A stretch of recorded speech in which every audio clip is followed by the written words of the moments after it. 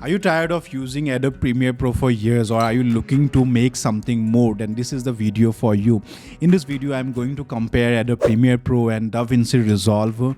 And those of you who have been doing Adobe Premiere Pro for years, you might be wanting to know about, is it reasonable or will it be beneficial for you to switch to DaVinci Resolve? Recently, the DaVinci Resolve 18.5. Well, before I tell you the comparison of both the softwares, let me tell you my experience of Adobe Premiere Pro and DaVinci Resolve. See, when I was around in 2016, I used to do DaVinci Resolve, and I have done it for 2 years at that time. And at that time, DaVinci Resolve did not have much plugins, and DaVinci Resolve you could not also find many assets. But we used DaVinci Resolve to do basic color grading, and it was exciting because Blackmagic launched the software and there was a lot of hype in the market.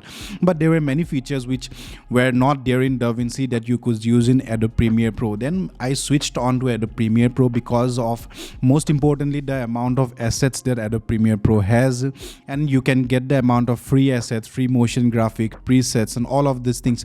But DaVinci Resolve did not have at that time, so it was much convenient for a creator. And as I was working for clients in video productions, I was working for organizations, so it was convenient for me to switch to Adobe Premiere Pro. But DaVinci Resolve has definitely certain added advantage. So in this video, I'm just going to cover 5 most important aspects of both the softwares which will be relevant, and you can decide based on that. See, the first important aspect that everyone looks at is the user interface. What is the user interface of Premiere and what is the user interface of DaVinci Resolve?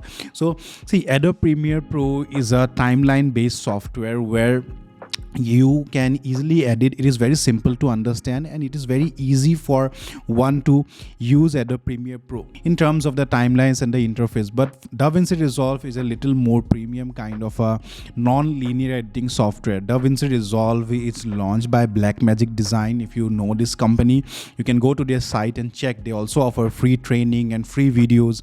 They usually sell a lot of high-end video production equipments. If you buy their equipments, you get the software for free.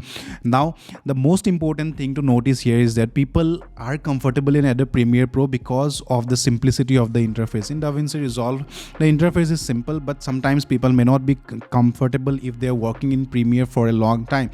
So it's a call up to you, the user interface. What do you like? You can let me know in the comments below which user interface you like the most. Now let's go to the next part. See, the next important part, which is the most important thing, is the pricing. Now when you use Adobe Premiere Pro, definitely many will use cracked versions and all of that, but Adobe Premiere Pro is 100% price. You have to pay a monthly subscription of around 600 Indian rupees, or it can be around $100 in US terms. But DaVinci Resolve has both the free and the paid version. You can use the free version and almost use 80% of their features. Now there's also a paid version which comes around $284. You get extra additional features like noise reduction and many other things, but this is the major difference of pricing. Now people who are starting as beginners, freelancers or YouTube creators, you may not like to directly jump into a paid subscription model, and you would not like to take, because if you're learning editing, that may not, so in that case DaVinci Resolve becomes good. So this is the difference, that Adobe is a completely subscription based model, but DaVinci is free. So you can decide again based on your creative requirements, based on how you want to use this and what stage of learning you are in. Now the next third important thing, the most important part, is the motion graphic assets, elements, stock asset, presets, and where do you find on the call outs and a lot of animation related, text animation, title animations. See, when we talk about Adobe Premiere Pro, I presently use Motion Array. There are many sites like Mixkit and Veto Elements, but I personally use Motion Array.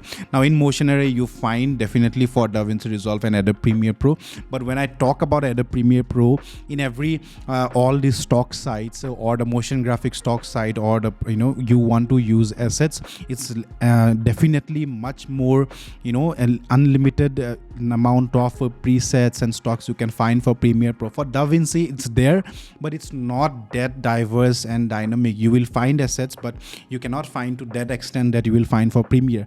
Now this is the one huge difference, because people like to try a lot of creativity. If you are someone who is trying a lot of creativity, a lot of lower thirds, call outs, different kinds of transitions, different kinds of motion effects, different kinds of presets, different kinds of element effects, then you may not find some of the things for DaVinci in these sites. So this is where the stock and the assets thing is limited. You can take a call based on the amount of stocks you need. Now let us talk about the competitive side where DaVinci stands out. Color grading. See, Adobe Premiere definitely gives you an edge of color grading. You can do HSL, you can do all the curves, but DaVinci has a lot of extra advantage over color grading. You can, based on nodes, LUTs, all these things are there, and you can use it to your own advantage. There are detailed color grading tutorials available on YouTube, and I myself teach in my own courses. But color grading definitely is one huge advantage of DaVinci Resolve, where the quality of the grade or quality of the LUTs or quality of the nodes, the way you do in nodes in Adobe, it is quite simplistic, but in DaVinci it's really very nice. Now when I talk about, apart from color grading, let us talk about the other aspect of it. See, compatibility, the fifth most important part. Now many of you might be using a system where you just have a RAM of 8 GB, or you might have a i5, you may not have a high advanced system. So depending on your system, Adobe Premiere Pro can run almost on any system that is having reasonable amount of RAM and processor. Sometimes graphics card is not even needed.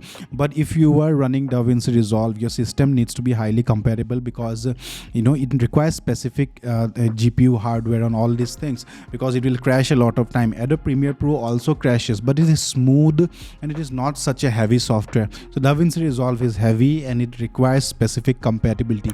So these were my 5 points related to Adobe Premiere Pro and DaVinci Resolve. If you like this video, you can share and like and subscribe for me to make more such content. What are the softwares you are using for video editing? Is it Adobe Premiere Pro? Is it DaVinci Resolve? What are the problems that you specifically face? Let me know in the comments below. And yes, thank you for watching.